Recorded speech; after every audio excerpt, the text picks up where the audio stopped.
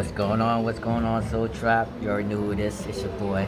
And like I always say, I'm always with Dad, the Most High, with beloved and brethren Emmanuel, and always all the heavenly saints before I and all. So it's been a while since I've been in the Word. So Dad's taking me back into the Word. So we left off on chapter Genesis 20. So we're going to be focused on 21 and until Dad say take a break. All right? So Genesis 21, the birth of Isaac. And the Lord visited Sarah as he had said. So one thing Dad does throughout is he visits you, okay? In visions or personally. And the Lord did unto Sarah as he had spoken. And Abraham called the name of his son that was born unto him, whom Sarah bare to him, Isaac. And Abraham circumcised his son Isaac, being 8 days old, and as God had commanded him. So this is where you're going to start finding out which God is talking. And the reason why I say that is because if you read Psalms 83, it says, our big dad God and the sons of gods that were supposed to oversee us, but they didn't. What happened was they decided to go the 200s and had a covenant to come and infiltrate everything and live the life that we're living because it was desired to us. So that's what happened. And Abraham was 100 years old when his son Isaac was born unto him. And Sarah said, God hath made me to laugh, so that all that hear will laugh with me. Okay, remember, Dad always get the last laugh. And you guys are laughing at Dad. Laugh now, cry later. And she said, who would have said unto Abraham that Sarah should have given children suck? For I have borne him a son in his old age. None is impossible with Dad. It just human beings think lower than Dad when they was already perfect. And the child grew and was weaned, and Abraham made a great feast the same day that Isaac was weaned. And always go back to circumcised. Later on, you're gonna find out circumcision, was it of his wee or was it spiritual? And I'll give it to you. Spiritual, heart. Religion, your wee. Wrong move. And Sarah saw the son of Hagar, the Egyptian, which she had born unto Abraham, mocking. So, just to let you guys know, the pen of the scribes is giving you the story after the pre-flood. Why? Because they're after the what? Imagination of their own heart. Why? Because from Adam the whole way down through the genealogy, Adam lived with 900 sons. There's other people that was born in other generations. Okay? Wherefore she said unto Abraham, cast out this bondwoman and her son. For the son of this bondwoman shall not be heir with my son, even with Isaac. Remember, everybody was living peacefully. But after the flood, man's imagination, the heart, started going corrupt. Why? Because of men. Why? Because Dad already told you that he was all perfect, but he knew that there could be a hiccup. So that's why he always had a backup plan. When the thing was very grievous in Abraham's sight because of his son, at the end of the day, Abraham loved all his kindred, okay, bond or free. We're supposed to love each other no matter what. Why? Because human conditions, imagination of our hearts, created this everything. And God said unto Abraham, let it not be grievous in thy sight because of the lad, and because of thy bondwoman, and all that Sarah hath said unto thee, hearken unto her voice, for in Isaac shall thy seed be called. And also of the son of the bondwoman will I make a nation. Okay, nation is what? Not just the nation of what? Israel. Nation of Ishmael too. You guys are going religion. Religion gives you the Isaac, okay? That gives you the bonded Ishmael, okay? Since you guys want to give your story, just say, I got you. I'm gonna give you my version hidden. And Abraham rose up early in the morning and took bread and a bottle of water and gave it unto Hagar, putting it on her shoulder and the child, and sent her away. And she departed and wandered in the wilderness of Beersheba. And the water was spent in the bottle, and she cast the child under one of the shrubs. And she went and set her down over against him a good way off, as it were a bow shot. For she said, Let me not see the death of the child. And she sat over against him, and lifted up her voice and wept. And God heard the voice of the lad, and the angel of God. Okay, angel of God, angel of the Lord. Okay, later on you see how they try to cause confusion. What aileth thee, Hagar? Fear not. I thought they say Dad told you to fear him. No, that's the other guy that's giving your story of mankind.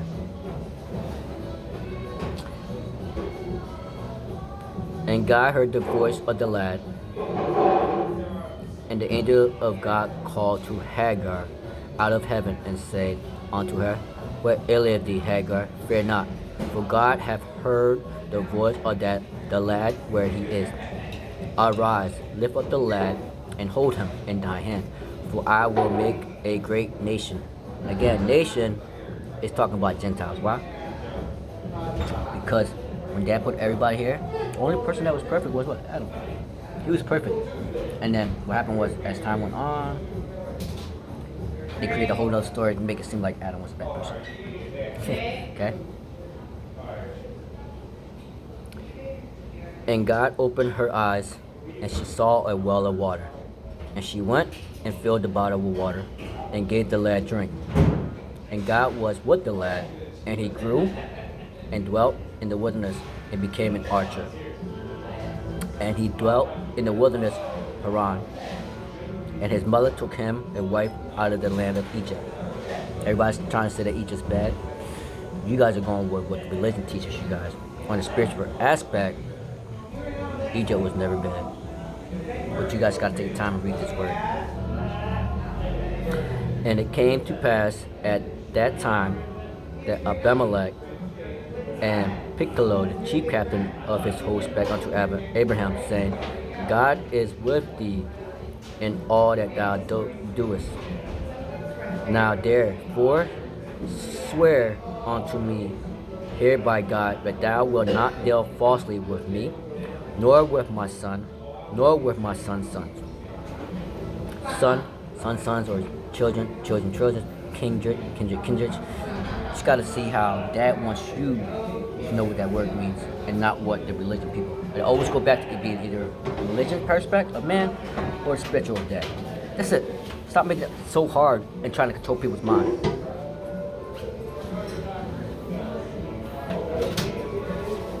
But according to the kindness that I have done unto thee, thou shalt do unto me and to the land wherein thou hast sojourned. And Abraham said, I will swear. And Abraham reproved Abimelech because of a well of water, which Abimelech's servants had violently taken away. And Abimelech said, I wot not who had done this thing. Neither didst thou tell me, neither yet heard I of it, but today. And Abraham took sheep and oxen and gave them unto Abimelech, and both of them made a covenant. And Abraham set 7 ewe lambs of the flock by themselves. Dad loves the number 7. Pay attention. And Abimelech said unto Abraham, What mean these 7 ewe lambs which thou hast set by themselves? And he said, For these 7 ewe lambs shalt thou take of my hand, that they may be a witness unto me that I have digged this well. Wherever he called that place Beersheba. Wherefore he called that place Beersheba, because they were there, they swore both of them, See? Grown gentlemen, okay? They know that they don't want to fight. So they made peace. But the world that we have now is they don't want to keep peace. They make peace and then they break peace. Okay? They want to play both sides. Thus they made a covenant at Beersheba. Then Abimelech rose up and Philistine, the chief captain of his host, and they returned into the land of the Philistines. Palestinians, pay attention. Okay? Dad already set the boundaries where everybody's supposed to belong. But man, as time went on, created a great reset to try to bring everybody back to being dumb. Nope, not on my time, not on Dad's watch, not on Emmanuel, and all the heavenly saints before I know. And Abraham planted a grove in Beersheba and called there on the name of the Lord, the everlasting God. So his name, the everlasting God. And Abraham sojourned in Philistines' land many days. Okay? Boom, boom. Covenant already created. Jews and everybody else that are not Jews or from Abraham's lineage made a pact. Alright, we're going to go to Genesis chapter 22. This one is Isaac to be offered as a sacrifice, and then go breaks down to other stuff too. And it came to pass after these things that God did tempt, okay? God did tempt Abraham and said unto him, Abraham, and he said, behold, here I am. Here I am. Pay attention to those phrases too. And he said, take now thy son, thine only son, okay, whom thou lovest, and get thee into the land of Moriah, and offer him therefore a burnt offering upon one of the mountains which I will tell thee of. And Abraham rose up early in the morning and saddled his ass and took 2 of his young men with him, and Isaac his son, and clave the wood for the burnt offering, and rose up and went unto the place of which God had told him. Then on the 3rd day, Abraham lifted up his eyes and saw the place afar off. It's like what happened? Supposedly their story about what? Sacrifice and stuff on the altar. And what happened? Not on the altar, but the Passover being sacrificed, and 3 days later he opened, risen up. So the thing is this: it's trying to get man's religious story to line up, but the spiritual version is we don't offer anybody's life because God gave life. So why would He want to take life? But that's why we all live in harmony with the animals and stuff. But when we sin, we start eating everything. We're supposed to learn how to work with each other. That's why Dad gave us animals. Why? So we can love each other. We can learn from each other. Because if we can't learn from our own family, He gave us other ways to love each other. And Abraham said unto his young men, abide ye here with the ass, and I and the lad will go yonder and worship, and come again to you. And I don't like the word worship because Dad didn't want you to worship. The world, religion wants you to worship. God said, I want to commune with you. Dad wants to commune with us. That's why He said that we reign on the thrones and at the table. Why? Because He's teaching you that you are the king and queen of your house. Stop letting other people tell you who you are. Because you're not who you say you are. Okay? Because they create a whole nother identity with the same name as for you to operate and control you. And Abraham took the wood of the burnt offering and laid it upon Isaac, his son. And he took the fire in his hand and a knife. And they went both of them together. And Isaac spake unto Abraham, his father, and said, my father. And he said, here, my son. And he said, behold, the fire and the wood. But where is the lamb for a burnt offering? And Abraham said, My son, God will provide himself a lamb for a burnt offering. So they went, both of them. So this is talking about the cross again. You know, Jesus, the thief on the cross. Later on, you're going to know the thief on the cross and Jesus Christ that was on the cross. You better start learning. Because it say Jesus Christ and Jesus Barabbas. Go look into that. I'm going to give you guys a little nugget there. And he said, Behold, the fire and the wood, but where is the lamb of a burnt offering? And Abraham said, My son, God will provide himself a lamb for a burnt offering. So they went, both of them together. Okay? And they came to the place which God had told him of. And Abraham built an altar there, and laid the wood in order, and bound Isaac his son, and laid him on the altar upon the wood. And Abraham stretched forth his hand and took the knife to slay his son. Same thing, dad's always stretching forth his hand. So everything is the reference of who dad is and how everybody in dad's word literally is in his image. Everybody that uses is in dad's image to give you the truth.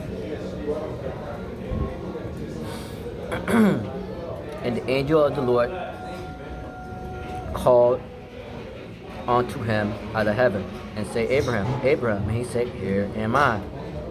And he said, Lay not thy hand upon the lad, and neither do thou anything unto him. For now I know that thou fearest God, seeing thou hast not withheld thy son, thy only son, from me.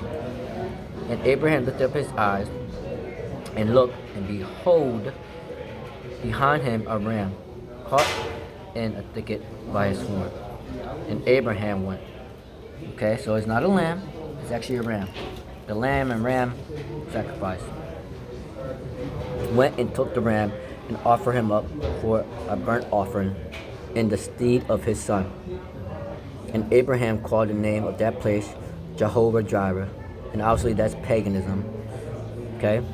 As it is said to this day, in the mount of the Lord it shall be seen.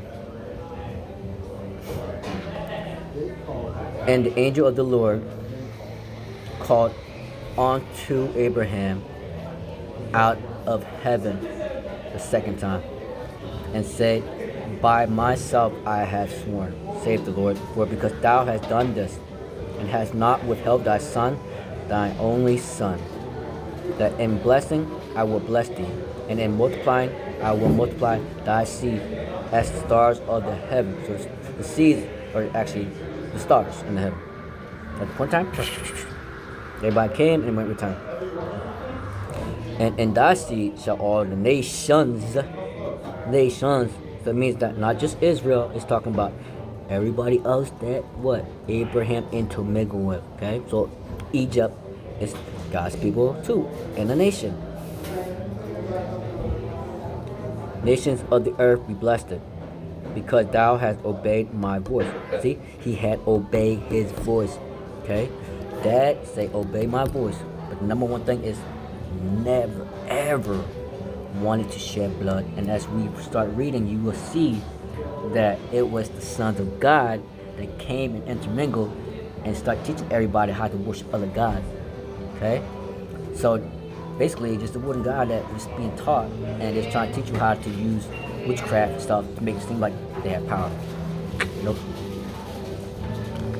So Abraham returned unto his young men, and they rose up and went together to Beersheba, and Abraham dwelt at Beersheba.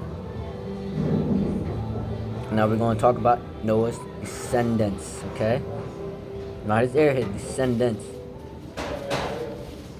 And it came to pass after these things that it was told Abraham, saying, Behold, Milcah, she hath also borne children unto thy brother Nahor, Huz his firstborn, and Buz his brother.